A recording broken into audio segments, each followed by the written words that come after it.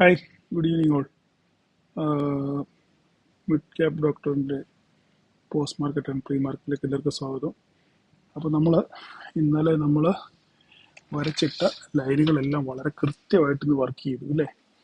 ആഹ് നമ്മുടെ ഇന്നലത്തെ weekly analysis കാണാത്തവരാണെന്നുണ്ടെങ്കിൽ just ഒന്ന് കണ്ടിട്ട് നിങ്ങളിത് കാണുകയാണെന്നുണ്ടെങ്കിൽ ഒന്നുകൂടെ നിങ്ങൾക്ക് കാര്യങ്ങൾ വ്യക്തമായിട്ട് മനസ്സിലാവും. അപ്പോൾ ഞാനിത് എപ്പോഴും പറയുന്നത് ഇത് വീഡിയോ കാണാൻ വേണ്ടി പറയുന്നതല്ല, നിങ്ങൾക്ക് പഠിക്കാൻ വേണ്ടിയാണ് ഈ പറയുന്നത്. നിങ്ങൾക്ക് അത് കാണുമ്പം നിങ്ങൾക്ക് ആ, ഒന്നിച്ചുള്ളൊരു എന്താ പറയുക, ഇതിനെപ്പറ്റി ഒരു സംഗ്രഹം കിട്ടും. ഒരാഴ്ച നിങ്ങൾക്ക് എങ്ങനെ ട്രേഡ് ചെയ്യണം, മാർക്കറ്റ് ഏത് റേഞ്ചിൽ നിൽക്കും എന്ന് നിങ്ങൾക്ക് പെട്ടെന്ന് മനസ്സിലാവും അത് കാണുകയാണെന്നുണ്ടെങ്കിൽ. ഓക്കെ, അതുകൊണ്ട് പറഞ്ഞതേ ഉള്ളൂ. ഞാനിവിടെ ഐ ബട്ടണിൽ ഞാൻ വെച്ചേക്കാം, നിങ്ങൾക്ക് താല്പര്യം ഉണ്ടെങ്കിൽ കാണുക. ഓക്കെ, മാർക്കറ്റ് ഓപ്പൺ ചെയ്തത് ഒരു ഗ്യാപ്പ് അപ്പിൽ ഓപ്പൺ ചെയ്തു. നമ്മുടെ ഓപ്പൺ ചെയ്ത് പെട്ടെന്ന് താഴോട്ട് വന്ന് തിരിച്ച് വീണ്ടും റിവേഴ്സ് ചെയ്ത് നമ്മുടെ ട്രെൻഡ് ലൈന് തട്ടി മാർക്കറ്റ് വീണ്ടും നേരെ താഴോട്ട് തിരിച്ചു വന്നില്ലേ. അങ്ങനെ തിരിച്ചു വന്നപ്പോൾ നമ്മുടെ ആ ലൈൻ ബ്രേക്ക് ചെയ്തപ്പോൾ നമ്മൾ അവിടെ നിന്ന് ഒരു പി കോൾ എടുത്തു.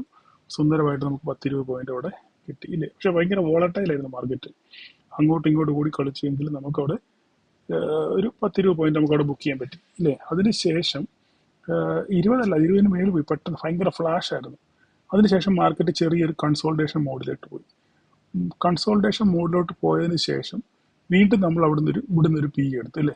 ഇവിടുന്ന് ഒരു പി എടുത്തെങ്കിലും നമ്മുടെ എസ് എല്ലിലോട്ട് പോയി, എസ് എല്ലിൽ ചെന്നിട്ട് മാർക്കറ്റ് വീണ്ടും തിരിച്ച് റിവേഴ്സ് വന്നു. നമുക്ക് ഏകദേശം ഒരു 13,400 നമുക്കൊരു 40 രൂപയിൽ നിന്ന് ആ മൂമെന്റിൽ ഏകദേശം ഒരു 135 രൂപ വരെ വന്നു. 40 120-25 റേഞ്ച് വരെ നമുക്ക് ആ പ്രീമിയം വന്നു. അപ്പോൾ ഏകദേശം നമുക്കത് ബുക്ക് ചെയ്യാനും പറ്റിയില്ലേ. ഏകദേശം ഞാനാണെങ്കിൽ ഒരു 130 രൂപ വരെ ബുക്ക് ചെയ്തു. അപ്പം നമുക്ക് നല്ലൊരു ക്യാപ്ചർ കിട്ടി. അതിന് ശേഷം നമ്മൾ വീണ്ടും ഒരു കോൾ എടുത്തു. അതും നമ്മൾ ലാസ്റ്റ് മൊമെന്റിൽ ഹീറോ സീറോ എടുത്തു അല്ലേ. ഹീറോ സീറോ എടുത്തതും ഏകദേശം ഒരു 80 പൈസ 85 പൈസയൊക്കെ 3 രൂപയും 4 രൂപയൊക്കെ ബുക്ക് ചെയ്ത ആൾക്കാർ ഉണ്ടായിരുന്നു. അപ്പോൾ അതിന്റെ ബേസിക് എന്ന് വെച്ച് കഴിഞ്ഞാൽ ഇത് ഈ ഫ്ലാഗ് ആൻഡ് പോൾ ആണ് ഈ കാണുന്നത്. ആ ഫ്ലാഗ് ആൻഡ് പോൾ ഒരു ക്രിയേഷൻ അതിനകത്ത് വന്നതിന് ശേഷമാണ് നമുക്ക് ആ ഒരു ട്രെൻഡ് കൺഫേം ചെയ്തുകൊണ്ടാണ് നമ്മളവിടെ ഒരു കോള് എടുത്തത്. ഓക്കെ, അപ്പൊ എങ്ങനെയാണ് ഈ ഫ്ലാഗ് ആൻഡ് പോൾ ഉണ്ടാകുന്നത്? ഇൻവേർട്ടഡ് ഫ്ലാഗ് ആൻഡ് പോൾ ആണ് ഉണ്ടായത് അല്ലേ. അപ്പം ആ പോൾ ഇങ്ങനെ ഇരിക്കും. താഴെ നിന്ന് വീഴുന്നൊരു മാർക്കറ്റ്, പിന്നെ ചെറിയൊരു അപ്പ് മൂവ്മെന്റ് കാണിക്കും, പിന്നെ അവിടെ നിന്ന് ഒരു ഫർദർ ഫോൾ കിട്ടും. ഇതാണ് ഒരു ഇൻവേർട്ടഡ് പോൾ ആൻഡ് ഫ്ലാഗ് എന്ന് പറഞ്ഞു കഴിഞ്ഞാൽ.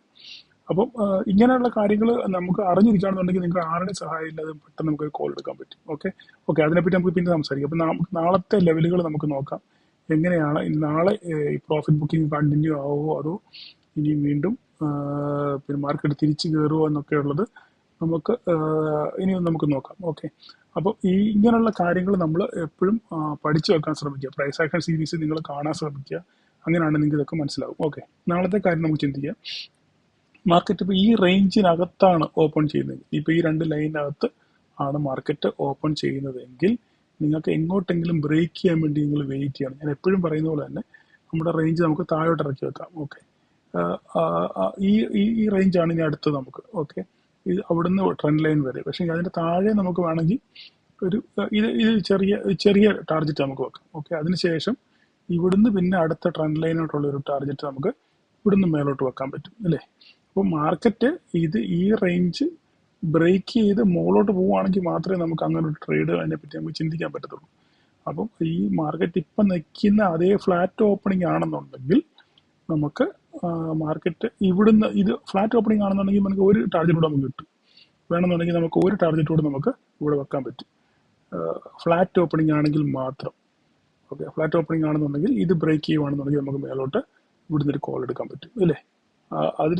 ഇതിന് മുകളിൽ ഇടയ്ക്കാണ് അത് ബ്രേക്ക് ചെയ്ത് അതിനിടയ്ക്കാണ് ബ്രേക്ക് ചെയ്ത് ഓപ്പൺ ചെയ്യുന്നതെങ്കിൽ നമ്മൾ എങ്ങോട്ടെങ്കിലും മാർക്കറ്റ് പിന്നെ ബ്രേക്ക് ചെയ്യാൻ വേണ്ടി നോക്കിയിരിക്കണം. ഓക്കെ, ഒന്ന് വെയിറ്റ് ചെയ്യണം. മാർക്കറ്റ് എങ്ങോട്ടാണ് പോകുന്നത്, മാർക്കറ്റ് എങ്ങോട്ട് തിരിയുന്നു എന്ന് നോക്കിയിട്ട് മാത്രമേ നമുക്കൊരു ട്രേഡ് എടുക്കാൻ പറ്റത്തുള്ളൂ. താഴോട്ടാണെങ്കിൽ അതുപോലെ തന്നെ ആ ഫ്ലാറ്റ് ഓപ്പണിംഗ് ആണെന്നുണ്ടെങ്കിൽ താഴത്തെ ഈ സപ്പോർട്ട് ബ്രേക്ക് ചെയ്യുന്നത് നോക്കുക.